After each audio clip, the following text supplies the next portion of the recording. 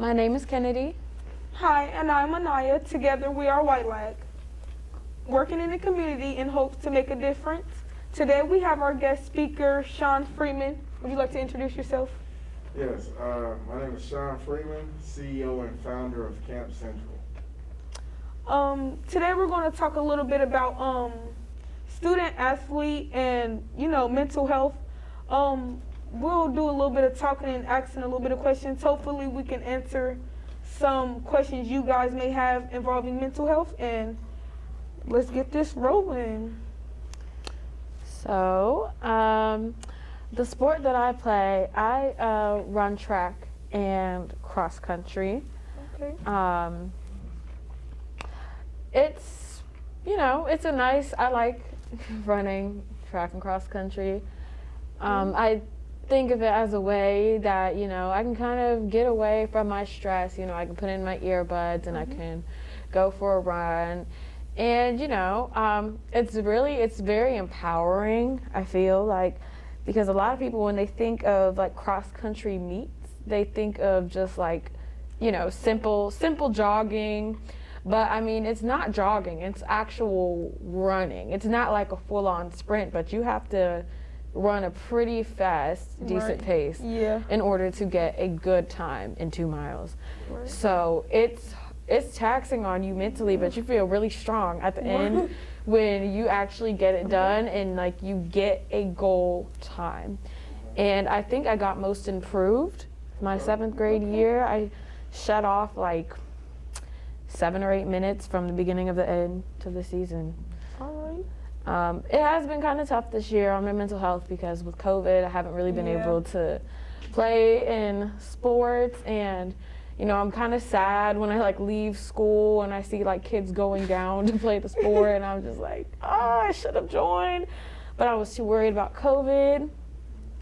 I do try to I eat really healthy.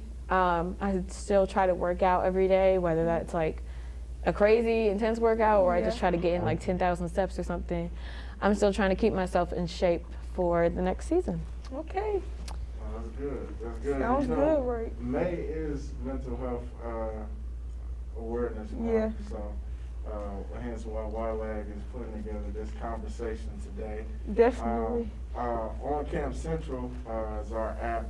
It's an app to help high school football athletes find college football camps. We would love to expand later to all sports. A lot of the content on there is good for any athlete. It's not just camps. We're actually more than camps. We have resources and videos. A lot of those resources include mental health and the conversation around it, from professional athletes, collegiate athletes, and how they tend to manage and deal with the day-to-day stress, especially here in this COVID times. Yeah. Well, I'm cheerleading, so I've cheered since I can say 6th grade. I didn't cheer because of COVID, as Kennedy said. Like, it does kind of take a toll on you because like COVID, interferes with like mental health, really, because like so many things that you're not doing anymore. Some people say that cheer is not a sport. I actually think it is. So, yeah. What would you say, how have you been managing your mental health during this COVID time? It's kind of hard to tie mental health with cheering. Well, I can say it's kind of hard cheering for like a team. Like, everybody's spirit has to be, all together. Like, if one person's energy is down, the other person's energy is going to be down. So, like, that can take a toll on you. Mental health. It can take a toll on your team. If y'all are not together, then you're not a team. That's a good point.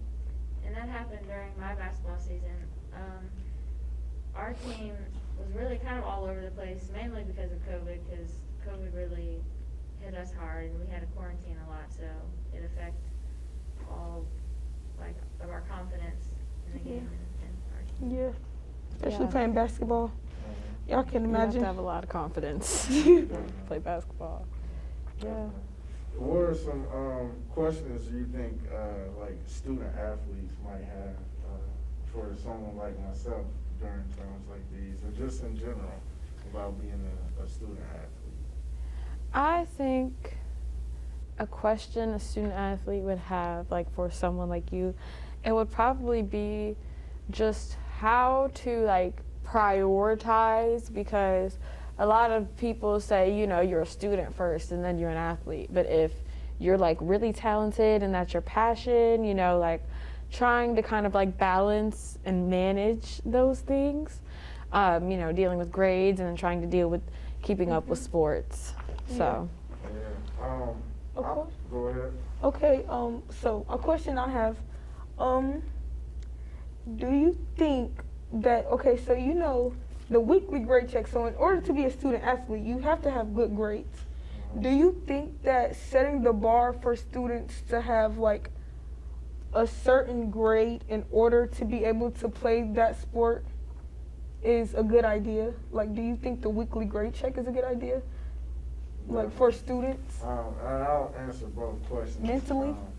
I think a weekly grade check is amazing.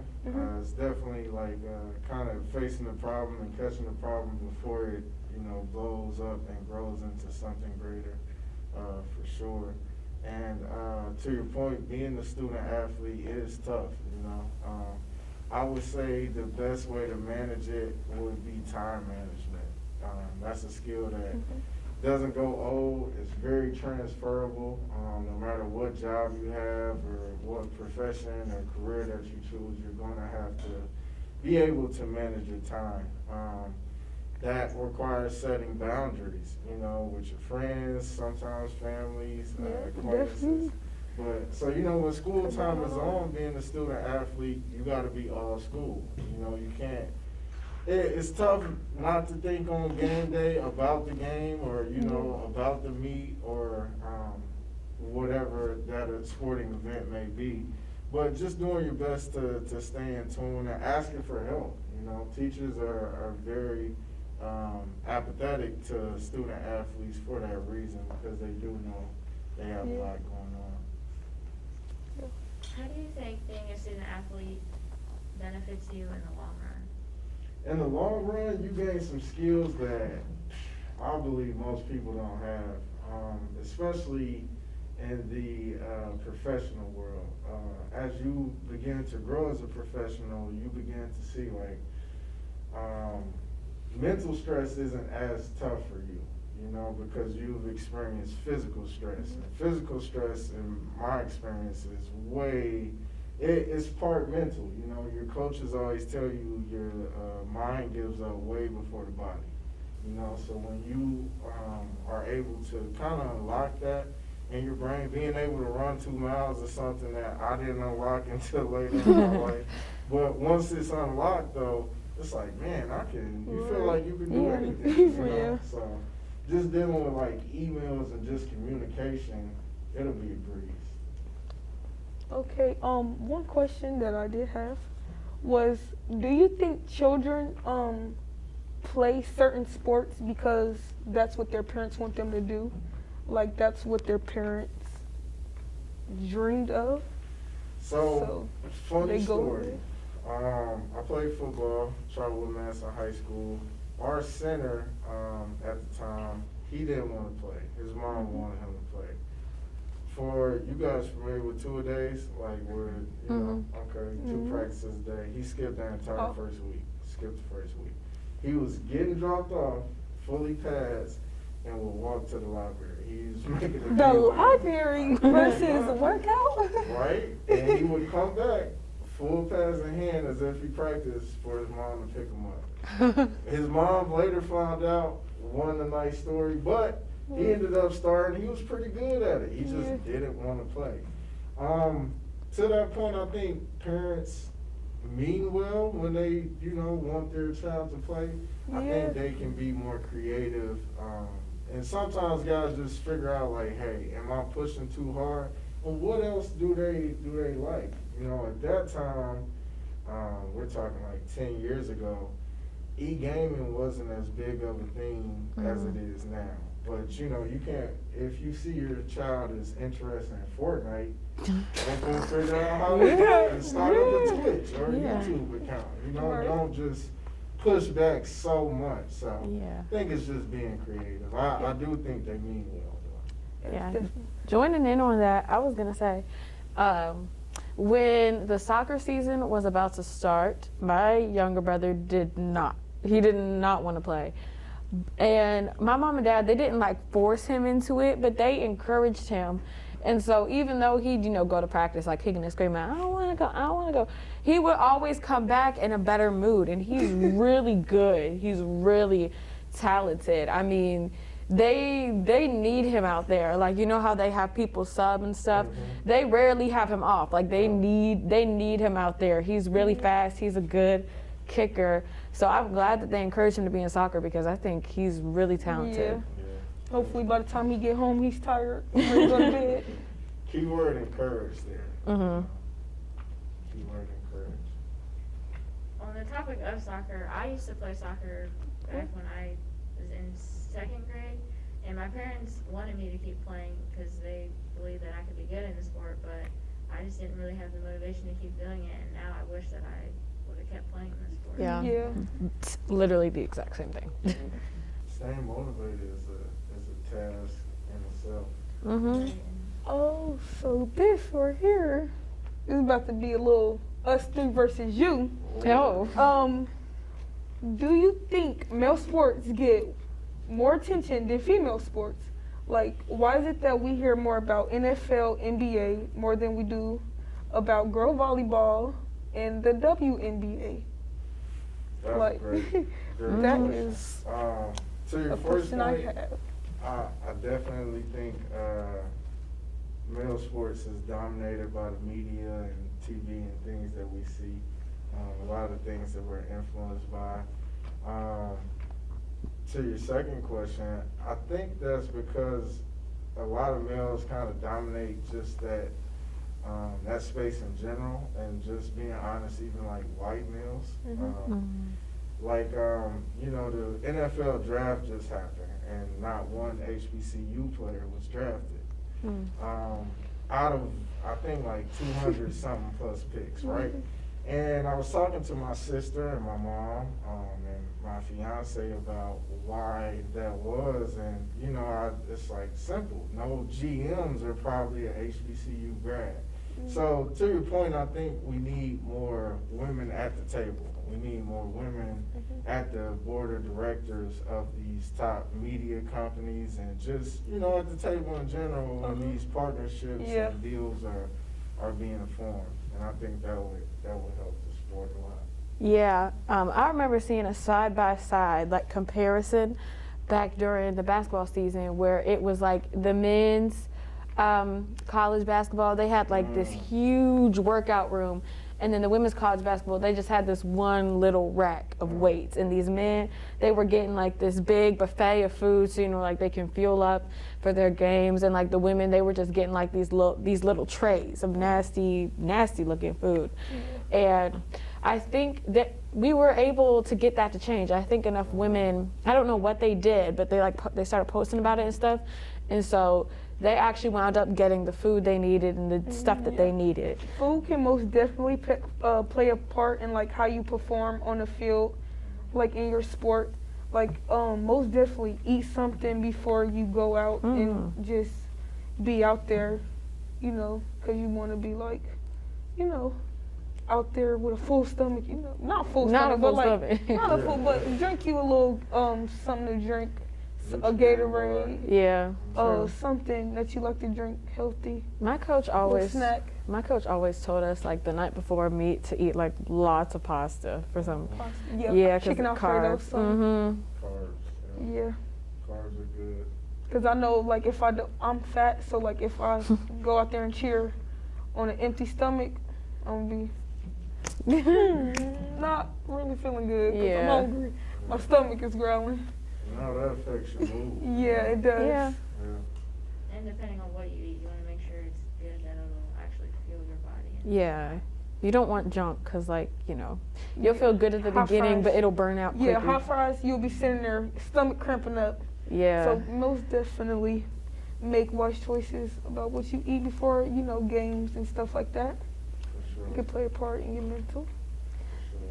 I guess another question I had is like how to pick Physical. between sports, because it just took me a while to even find a sport that I was dedicated to, because I went through a lot of sports when I was younger. I played soccer. I'm bitter that I didn't keep playing because I think I would have been really good, and soccer seems fun. I did dance. I've done karate. It wasn't karate, it was taekwondo.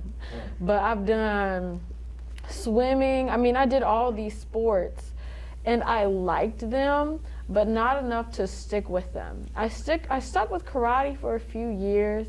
You did a lot, girl. Yeah, I did. Did I say I did dance? I Yeah, did you dance did. too, yeah. So which one do you think was like, you like really enjoyed the most? Like, you would actually do it again? I think if I were to go back to any sport, And how did it, and how did it help you mentally? okay, so I think karate helped me mentally. Just like, I think it was empowering, because there were not many girls in my karate class, and it was empowering when, like we had to spar and, the other boys would be like, and so even though I don't remember everything I learned, I still have those basic self-defense skills. And even though I'm not sure, because the reason why I think I kind of lost interest in karate is because after we got past, like the basic stuff you could actually do, it was just more like, it was, like action movies type karate. And I was like, do I need to know this? Like, not actually, but I am interested in boxing. Yeah. So I think I might get into that. Very fun. I think being able to maybe visit, to see that sport on a college level would help you kind of decide, because that's Yeah. when it's taken like really seriously, Mhm. to your point. And then I think as maybe you get older and say you're trying to pick between softball and track, because that's during the same season. Yeah, I'm trying to pick between tennis and track. I would say, well, of course, evaluate your skills in both. Decide if that's something that you want to do in college or not. Mhm. That's a big factor. And if you do want to take it serious, I would have a meeting with both head coaches, or Mhm. a coach that you could get from each sport, Okay. and just talk them through it. You might be able to do something innovative that haven't been Yeah. done before. Have Yeah. you played tennis before, actually? I haven't been on a tennis team, but I've I don't know what it's called, but it's just like you do 1v1 tennis. Yeah. Yeah. In gym class type. Well, not like in gym I'm class, just but teaching I how it's actually done. go to the court and I have a coach and stuff. I just haven't actually been on a tennis team. But because I've been practicing tennis for a while, I figured, I'm in high school now, I need to get on a team. So, yeah. And you can try it out now while you have time in high school. Yeah. I can't do it this year, but next year. Did you have any questions for us? Of course. Okay. Of course. My first question would be, how are you guys managing this COVID? As far as how has it affected your student athletic performance or experience? I would say for me, it's hard for me to do training now, because whether it's within groups or individual training, you have to find times where trainers can fit you into their schedule, or they may not be doing group training. And same with school workouts, you can't have a certain amount of people together all at one time, so it makes it hard. Well, yeah, with cheerleading, like I said, I'm not looking forward to doing cheerleading right now, especially because it's football season. I'm about to be out in the cold. Yeah. No pneumonia, no COVID. Yeah. Yeah. I don't think I'll be able to do cheer for basketball either, because they do the one tryout for both. If you come to this tryout, you'll be on the team for football and basketball. So I think she's doing that again. So I'm not sure if I'll be able to cheer basketball. And also my leg. So right now, cheering is not in my agenda. Healing and going back to work. That's another thing. A question I had. how do you manage working and trying to balance sports? Because you know you want to have an income and you want to have, you know, your sports to look to in school and stuff. But like, how do you manage that? It's like time consuming, you know. Let's let Candy respond, then I'm gonna ask. Oh, okay. Yeah, I think COVID has affected my sports performance, at least in my running sports. It's probably not great because I try to do lots of cardio. You know, you have to keep that cardio up, and I try to do my strength training. But sometimes, I mean, sometimes you can't get better at running if you're not running. Because, you know, even though I've still been working out, eating better, we had to run the mile in gym class, and I was like, oh, I haven't done this in a while. So I am kind of nervous, but now that it's warmer outside, you know, I can start going for my runs again and try to get my stamina back up. Tennis, it didn't really affect me that much because I was still taking lessons through like November, but then like the holidays came and everything was spiking like crazy. So I've been out of tennis for a little while, but I think I'll be fine. So, You plan on going back? yeah. And are you referring to working in season or during like more so the summer? So like throughout the school year. Throughout the school year? Yeah. Do you not recommend it? Like, I think it's possible. I have friends, but you can work your off season. I think it's almost impossible to work during the season that you're cheering or engaging in whichever sport that is. But you could definitely work your off season and just kind of save, you know, during that time. yeah, most definitely. But like, no. Or you could Trying to find do both. yeah. Trying to do Best of both both worlds. is definitely a task in itself. You could also, of course, find your side jobs. That never hurts. Yeah, part-time jobs, You could work on weekends. Yep. And with that, what do you think the hardest thing about being a student athlete is? Probably that time management piece. Keep the time management. Yeah, it's tough because you know for myself I was a real socialite, so I like love talking to people, love doing things. I was in like the Black History program.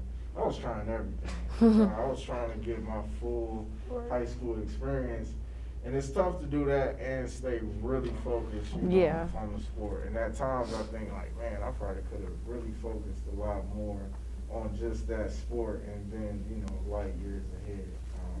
Also my grades as well, because it's not really a time to like party, you know, or like just go kick it, hang with your friends, do whatever, you know. I mean, you can manage, you know what I mean? You don't have to be a complete introvert, but it is tough. And I think if you can manage that and set those boundaries and time blocks, leave some room for some flexibility, you'll be A-okay.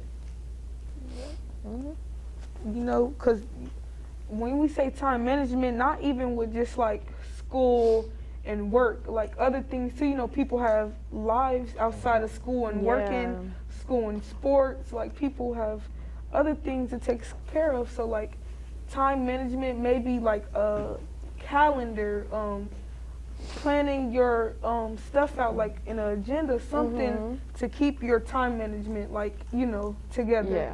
So you won't be all over the place, you know, like, you know what's going on, and you won't be all everywhere. So like, and if you have one of take these, notes. especially with advanced as they are now, the iPhone, I think most people do have iPhones. You know, it's right in your phone. Right, just go ahead and bake that into your calendar, you know, and get used to using that. And it can most definitely make your week feel so much better, easier, you know, faster too. Got everything done, you know. And you know what's coming. You know what's ahead. Right, you know, like what's coming. You won't be hit with no balls or nothing just thrown at you. You'll have everything down. Yeah, I think that's something I learned from like a combination of just like being a student athlete period and plus COVID, because even before COVID, you know, my mom was like, you need to have a schedule as soon as you get home from cross country practice. So it would be like, you know, I'd pack my clothes, blah, blah, blah. Well, if I had mud on the back of my shoes, you know, like rinse my shoes off, do my homework, this, and that. So I already, you know, had learned the time management schedule like after school, and then COVID came and I had all this extra free time. So I just started like kind of, you know, figuring out what to do to like fill that time. And I would have like a little schedule like, oh, I'll eat lunch here and blah, blah, blah. Mm-hmm. I'll do this then, I'll work out here. Yep. And I'm still applying it even though I went back. It was rough at first because like everything I would do throughout the day, I had to like push it like to before, after school. But I have learned really good time management. So. Yeah. Oh, my other question for you guys is, what do you think could help elevate female sports? I think males, Mhm. more males giving females credit for their sports, like and what they do, because you know females, you know, do work just as hard. Yeah, You we've been know? speaking out about it though, So but we they don't need listen. more credit, definitely. Mm-hmm. That's all. Just I think males can most. I'm not saying that males don't, you know, support, but like more male support can most definitely, you know, get more Help. attention Definitely. to female sports. I would also say like school administration and Mhm. the athletic departments. I feel like they focus more on male sports such as football or men's basketball rather than the women's sport. Yeah. Good point. I think another thing they could do is kind of like, I don't know how to say it, but like be more inclusive. Like if they're gonna, like there's no girls really play football, but like who knows what girls would have wanted to play football. But you know, they don't really include that. So I think part of, you know, some of that, you know, just like being more inclusive and also just encouraging more girls to play sports and like empowering more girls to play sports and giving the female sports the same attention that they give male sports, because you know they'll be like, oh, the JV basketball varsity whatever, and then they'll be like, oh, and the girls basketball blah, And the blah, blah. girls- right, and the girls basketball. Like I just Yeah. Okay, so we're gonna wrap this up. Do you guys have any mental health tips with like sports or whatever? I know that we said time management. That was one that we all came up with together. Do y'all have any others that y'all can think of? I think my best tip for like mental health sports is to not compare, because Yep. Don't compare. I used to compare myself to, you know, like other people on the team. I'd be like, huh? Gotta Because go there with was this one girl who like joined the team. Yeah, I gotta be so. But you know, I was getting jealous of people who were like making more progress than me. So the thing is not to compare. Yeah, You against don't you. compare. Be your own sport. I would just say focus on yourself and what you actually want to do and just try your best Yep. in that area. Mm-hmm. Keep God first. Amen. God first. Yep. Most definitely. It was nice talking with you, Sean Freeman. Yeah. You most definitely answered some questions that, you know, people can take down, you know, use for themselves. Thanks for having me. Yeah. Yeah. It was nice having you. It was a great conversation.